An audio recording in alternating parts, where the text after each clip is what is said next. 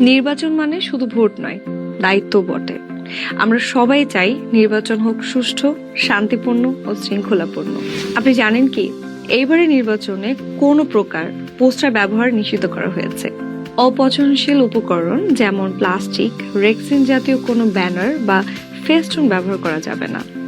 পরিবেশ বান্ধব বা পচনশীল উপকরণ ব্যবহার করে ব্যানার বা ফেস্টুন তৈরি করতে হবে।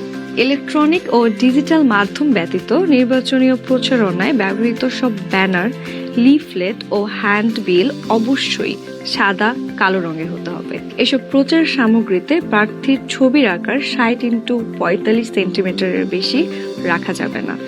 নির্বাচন আমাদের সবার।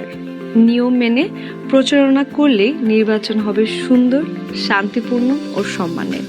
নিয়ম মানুন, দায়িত্ব পালন করুন, সুষ্ঠু নির্বাচনে পরিবেশ করে তুলুন।